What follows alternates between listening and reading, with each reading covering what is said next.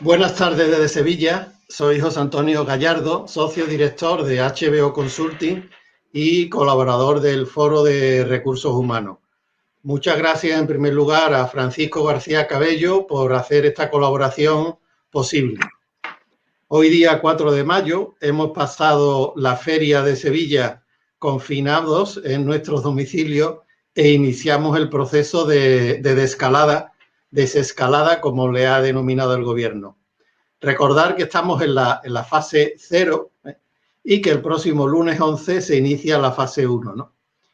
El Foro de Recursos Humanos es el primer espacio en la radio y en Internet dedicado a las personas y a las empresas desde la actualidad y las nuevas tendencias en gestión de empresas. Analizamos tanto el presente como el futuro de los recursos humanos con las voces de sus protagonistas. Es verdad que el mundo está cambiando, lo ha hecho en estos casi 12 meses que llevamos. Las empresas, los líderes, los mandos intermedios y los empleados lo están notando y algunos lo están sufriendo personalmente. En estos días se está escribiendo un guión que ni mucho menos está cerrado. Lo vamos escribiendo día a día con nuestra experiencia para adaptarnos a nuestra realidad social y empresarial. Hoy me complace presentaros a mi querido amigo Antonio Barba. Antonio Barba nace en Jerez, está casado, tiene 3 hijos, abogado de profesión y apasionado de las personas. Desde hace 30 años dedicado a la dirección de personas en empresas de diversos sectores y tamaños, como puede ser medio ambiente, minero metalúrgico, telecomunicaciones, construcción e ingeniería. Yo destacaría especialmente la posición que tuvo durante más de 10 años en DTEA como director de personas y organización. Actualmente socio director de Trajano Iuris, un estudio jurídico especializado en derecho laboral, corporativo, derecho digital y consultoría estratégica de dirección de personas. También tengo que decir que ha sido presidente de la Asociación Española de Directores de Personal, AEDIPE. Lo primero fue en Andalucía, después fue presidente de AEDIPE a nivel nacional en España. Actualmente es vicepresidente, ¿vale? Y además he visto que es vicepresidente del Club Rotary Sevilla Internacional. Pero yo destacaría sobre todo esto, que es una magnífica persona y un excelente profesional. Muy bien. Yo preguntaría en primer lugar a Antonio Barba. Recientemente se ha publicado una información por la cual las pymes estaban priorizando la digitalización con motivo del COVID-19 y no por otra serie de motivos, ¿no? Sino que justamente este ha sido uno de los motivos y de las prioridades que ha querido pues, potenciar, ¿no? ¿Qué te parece esta afirmación? Bueno, en primer lugar, agradecerte la invitación a desarrollar la entrevista. Como bien dice, nuestra relación es de amigos, pero no por nada, por muchas cosas. ¿Sí? Primero, porque llevamos muchos años compartiendo muchas cosas y también porque compartimos sobre todo también el área de la gestión de personas, ¿no? La pasión por la gestión de personas. Y por supuesto también muchas gracias a Fran, porque la idea del Foro de Recursos Humanos la verdad es que me parece tremendamente interesante. Con relación a la pregunta que me hace, lo que, y además lo he escrito en algún sitio, es decir, la realidad es que esto nos ha puesto de manifiesto una necesidad que había muchas empresas que sabían que la tenían, que era afrontar la digitalización, la transformación digital, pero siempre, incluso a mí alguna vez me han llegado a decir, qué pesado eres con el tema de la transformación, que ya llegará, no te preocupes. Ha habido muchos que decían, sí, eso será, pero eso es el futuro. La realidad es que ese futuro les ha pillado a muchos sin los deberes hechos. Afortunadamente, hay muchos que sí lo tenían, con lo cual simplemente lo que han tenido que hacer es reforzar su situación, pero muchos no lo tenían hecho. ¿Qué significa eso? Que han entrado en la digitalización o en la transformación digital un poco como elefantes en cacharrería, es decir, han entrado haciendo cosas, pero claro, si no tienes los procedimientos, si no tienes la cultura, si no tienes la metodología y no tienes la tecnología, difícilmente eso va a funcionar bien. Afortunadamente, a la fuerza ahorca, como dice el dicho, y sí que se está haciendo cosas. Hay ya mucho desarrollado en muchas empresas, en mucha experiencia, y por tanto hay muchos que se están sumando a ese barco, ¿no? Y afortunadamente eso está funcionando razonablemente bien, ¿vale? Muy bien, muchas gracias, Antonio. Hablando desde un ámbito más socioeconómico y laboral, ¿qué lecciones podemos aprender de esta crisis actual? Bueno, lecciones, todavía nos queda quizá un poco de tiempo para aprender, porque todavía llevamos poco tiempo, a pesar de que llevamos 50 días con este tema, y es cierto que todavía nos queda mucho que aprender, ¿no? Y para sacar conclusiones todavía creo que nos hace falta tiempo, entre otras cosas, porque todos nos hemos impuesto una autocensura, vamos a decir, entre comillas, por no ir contra el gobierno, por no parecer que estamos, o por ir a favor del gobierno. Es decir, todos estamos en un entorno de media censura. Pero sí lo que nos ha puesto de manifiesto es que lo que estábamos haciendo pues no era el mejor de la mejor de las alternativas. No, esto no está funcionando, no estaba funcionando bien. Y eso se ve en muchos factores, ¿no?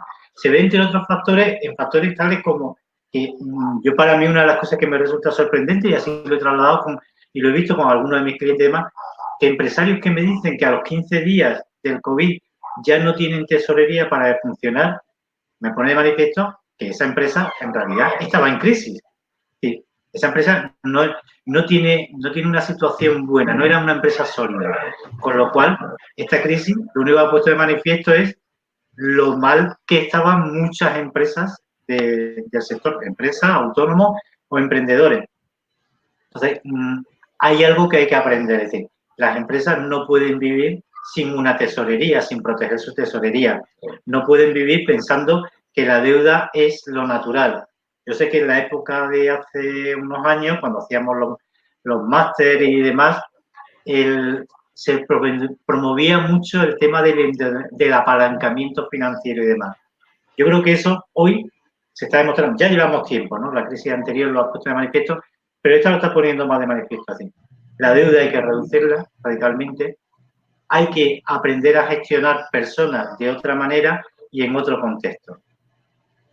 El otro día leí unas declaraciones del presidente de Iturri que decía que lo que estás comentando, que efectivamente había que proteger la tesorería, que ellos nunca habían tenido que acudir a financiación externa y que en este caso lo habían tenido que hacer, ¿no? Y se nota que para ellos, pues este es un punto muy crítico, ¿no? Y de hecho ellos han tenido que hacer un ERTE para una parte de sus trabajadores y no para otro, porque ellos, como tú bien sabes, se dedican mucho a la prevención de riesgos laborales, ¿no? Y además es una de las empresas más importantes que tenemos en Andalucía y en España, ¿no?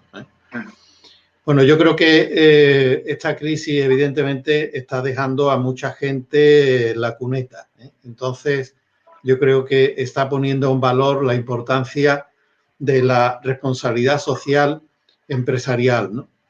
¿Piensas entonces que será un elemento diferenciador a partir de ahora cara a que las empresas lo potencien para poder mejorar este employer branding o esta imagen como empleador? Bueno, eso sin duda. Es decir, el tema de la responsabilidad social, que ya veníamos hablando de él hace tiempo, aquí ahora se potencia todavía mucho más. Es decir, pero sobre todo también, acuérdate que llevamos ya un tiempo hablando de la Agenda 2030, de los 17 objetivos de sostenibilidad. Yo creo que eso hoy, las empresas que todavía no se han acogido a ello, se van a tener que acoger sí o sí. Y además van a ver que esa es una herramienta fundamental, es decir, que les va a venir muy bien para salir de esta situación, sin duda alguna.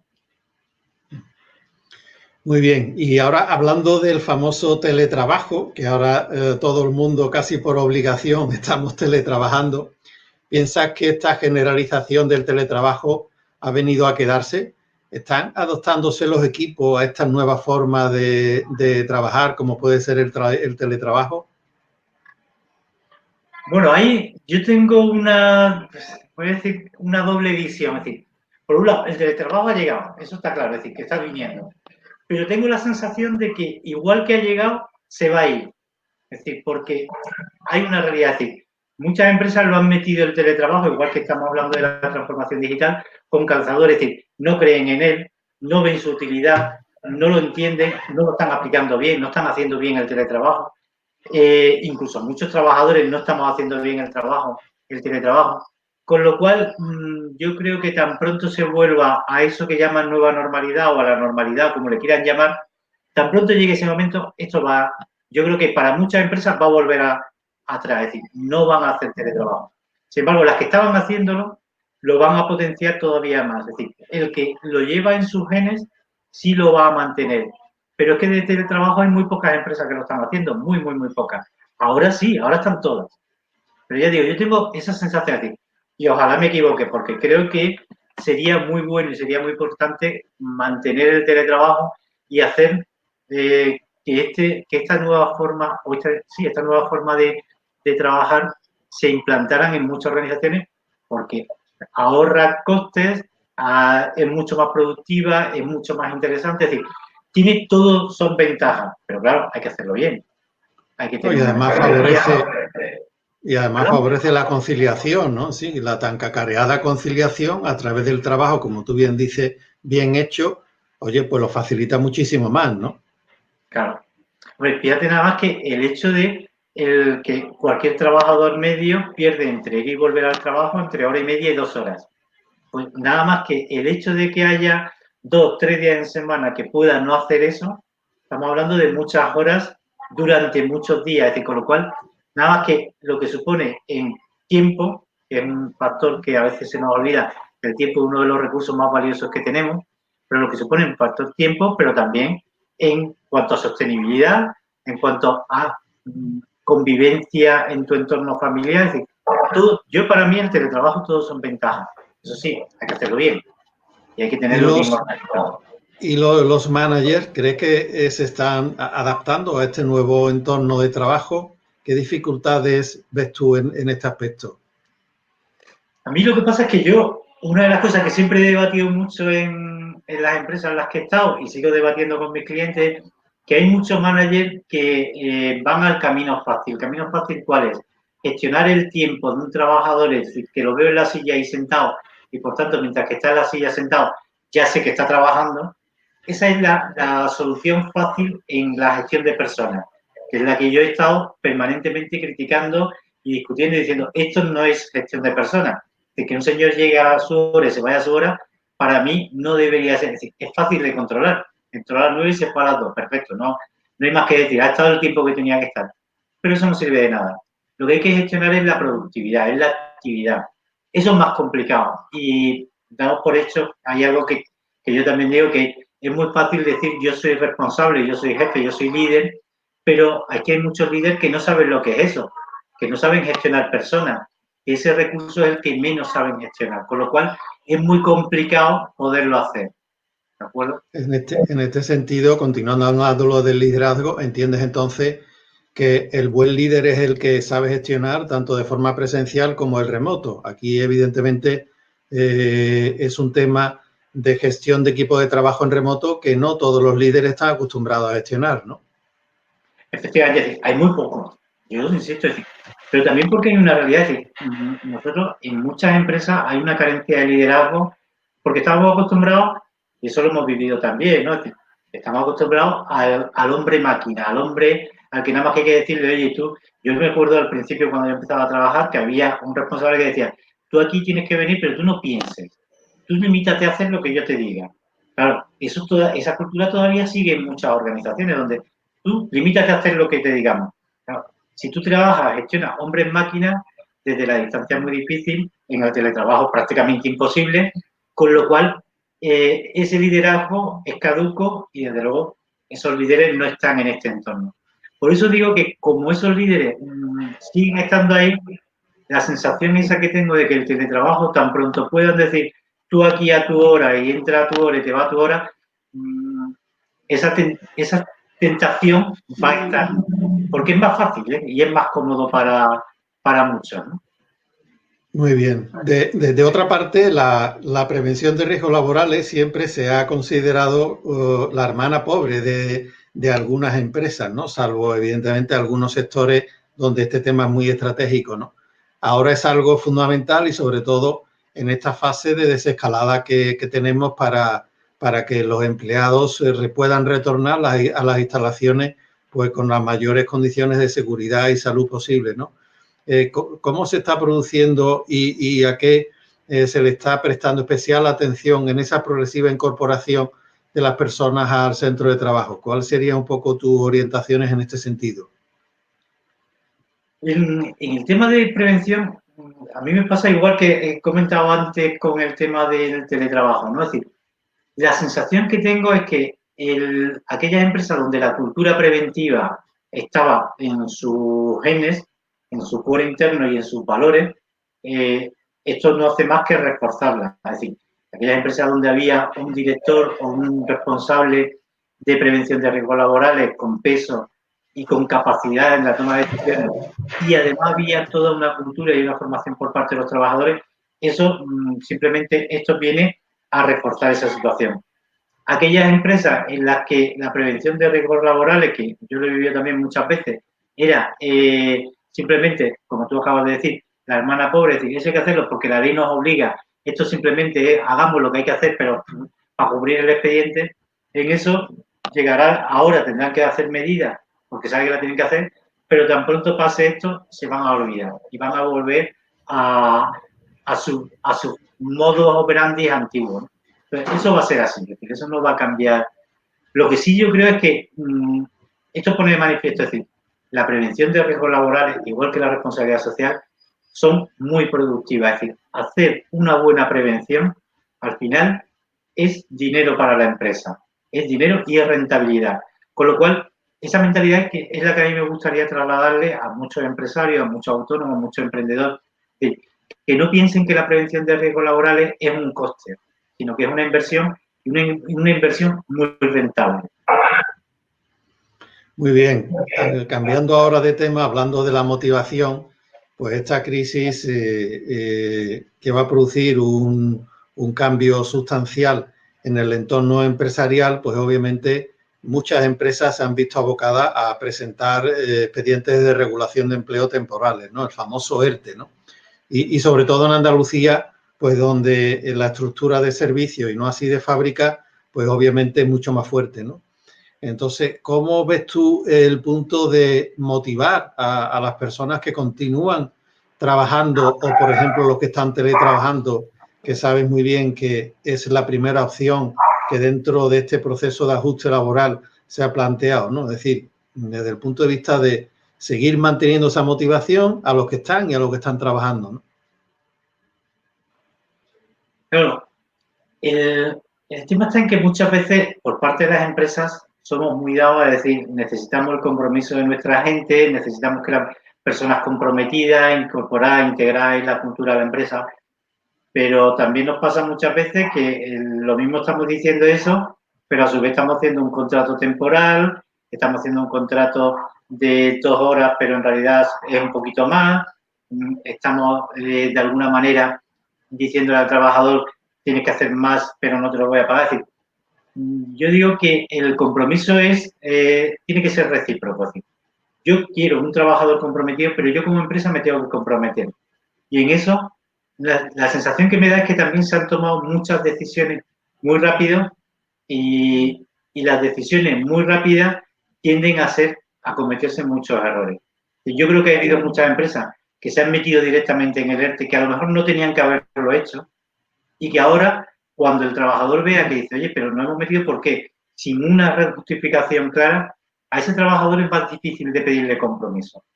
Entonces, en gestión de personas hay que mirar no tanto en el corto, sino que mirar un poquito a largo plazo. Entonces, si yo quiero compromiso de la gente, también tengo que trasladar ese compromiso previamente. Entonces, tenía que haber, yo creo que hay muchas empresas que se podían haber ahorrado el hacer el ERTE al día siguiente o tan pronto lo pudieran en marcha. Hay muchas empresas que podían haber aguantado un poquito más. No digo que hayan tenido que aguantar todo el día, todos los 50 días, pero que sí que podían haber hecho las cosas más consensuadas, hablando con sus trabajadores, organizando todo de una manera mucho más razonable. Y eso hoy le hubiera resultado a todas aquellas que lo han hecho así, le resultará más fácil mantener ese compromiso o recuperarlo.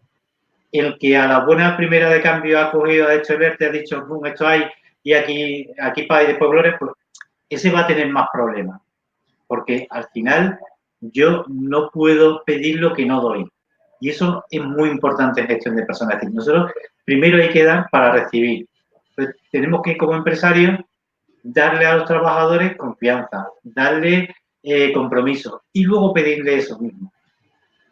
Algunas empresas, sobre todo las del sector restauración, al verse decretado el estado de la alarma, obviamente han tenido que hacer pues el ERTE en gran parte del número de personas de su plantilla, ¿no? Entonces, ¿cómo ves tú el poder seguir manteniendo el compromiso con estas personas que están afectadas por el ERTE, ¿no? Es decir, obviamente tú tienes, pues imaginémonos, a un 20% de trabajadores que pueden estar atendiendo al reparto a domicilio, pero en muchos casos el 80% de trabajadores se han tenido que quedar en sus casas, ¿no? Aparte ya del problema que tienen cara, bueno, pues a las dificultades de cobro, que estamos viendo en las noticias que salen diariamente, cómo poder mantener un poco esta motivación o este compromiso con estas personas que ahora mismo lo están pasando mal. Pero para eso, una parte importante es que la empresa tome en cuenta que esos trabajadores siguen siendo trabajadores. Entonces, ahí la comunicación es un factor crítico. Es decir, mantener la comunicación con esos trabajadores y el que haya alguna persona que pueda estar implicada, es decir, que se esté preocupando por, oye, ¿cómo estás? ¿Cómo vas? Y demás. Porque aquí para la empresa hay, y para los trabajadores también, por supuesto, pero para la empresa hay una razón que es todo lo que ha pasado no es por motivo de la empresa, con lo cual a la hora de justificar o a la hora de hablar con los trabajadores es muy fácil y todo el mundo lo va a entender. Con lo cual, si se sabe que las medidas que se ponen en marcha son necesarias porque y son motivadas por algo externo a la empresa, si yo además eso, que lo tengo fácil esa justificación, mantengo esa vinculación, mantengo ese contacto con mis trabajadores, le animo a hacer cursos de formación, que hay cientos de cursos, hay cientos de posibilidades de estar haciendo cosas así. En definitiva, de mantener un cierto hilo de comunicación. Eso me va a permitir, primero, que los que están vean que dice, hombre, a los que no están aquí ahora mismo porque están afectados por el ERTE, la empresa se está preocupando por ellos, y luego a los que no están igualmente, dice, hombre, la empresa, a pesar de que estoy en el ERTE, se está preocupando por mí y me está comunicando, me está intentando ver y está viendo qué puede hacer. Entonces, yo creo que ahí la herramienta de comunicación es esencial, el establecer, es decir, que en el ERTE un trabajador puede hacer actividad formativa, con lo cual animar al trabajador a desarrollar actividades formativas y apoyarlo, porque yo, por ejemplo, me he encontrado muchos trabajadores, claro, esta situación ninguno la preveíamos, ninguno hemos vivido esto, ninguno sabemos cómo gestionarlo, pero es verdad que hay personas a las que le está resultando muy duro gestionarlo. Y no porque tengan la enfermedad de nada, sino porque anímicamente les está costando. Entonces, simplemente el hecho de que alguien les llame y se preocupe, la inyección de moral que le estamos dando es esencial. Entonces, esa llamada, saber que la empresa está ahí, que pueden recibir correos y además que nos estamos preocupando que, oye, ha salido este curso, a esta formación que puede ser interesante, eso es muy importante, creo yo. Recientemente ha salido publicada una noticia, no sé cuál será tu opinión en este caso, por el cual la ministra de Trabajo decía que no consideraba oportuno que las empresas repartieran dividendos si han tenido que realizar un ERTE, ¿no? No sé cuál es tu opinión en este sentido, o si lo has visto. Sí, he visto la noticia. A ver, yo lo que creo, tengo la sensación, es que hay determinados responsables políticos que yo creo que no saben lo que es una empresa o no lo entienden.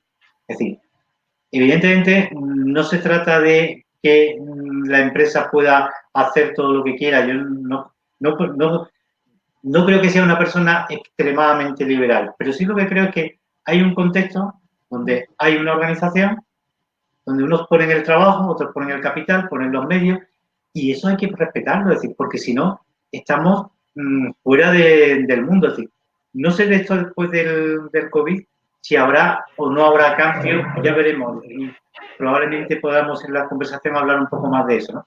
Pero lo que sí es cierto es que las empresas tienen que seguir haciendo su actividad. Y una de sus actividades es obtener beneficios y, por supuesto, repartir beneficios, que una parte de esos beneficios normalmente se reparten a los trabajadores y otra parte se reparten a los accionistas. Si lo que queremos es salir de esta pronto, nada mejor que haya un entorno donde el empresario, el autónomo, el emprendedor se encuentren a gusto, se encuentren respaldados y se encuentren protegidos diciendo, yo voy a hacer inversión, pero tengo la tranquilidad de que de mi inversión obtendré el rédito legítimo y legal. Es decir, el obtener beneficios no es ningún pecado, sino todo lo contrario. Es decir, sin empresas rentables, el paro será extremadamente alto. Es decir, para tener una economía fuerte, necesitamos empresas y empresarios fuertes que generen beneficios y que atraigan a más empresarios y a más empresas. Muy bien, Antonio. Bueno, muchísimas gracias. Has hablado ya en tu exposición, ¿no?, de la importancia que tiene la comunicación, que yo diría también que junto con la prevención de riesgos laborales también ha sido algo a los que recursos humanos pues le hemos tenido un poco de miedo, ¿no? Siempre se ha dicho que las personas de recursos humanos teníamos que aprender de las personas de marketing y desarrollar sus estrategias, ¿no? Porque se nos consideraba como personas, pero que estaban en un cubículo y que no eran transparentes, ¿no? Entonces, yo creo que, como tú bien dices, ¿no?, la comunicación ahora es fundamental, ¿no? Es fundamental desde el punto de vista de información, evidentemente, a los colectivos que hemos hablado, de motivación, ¿no? Y obviamente también desde el punto de vista de protocolo de actuación, ¿no?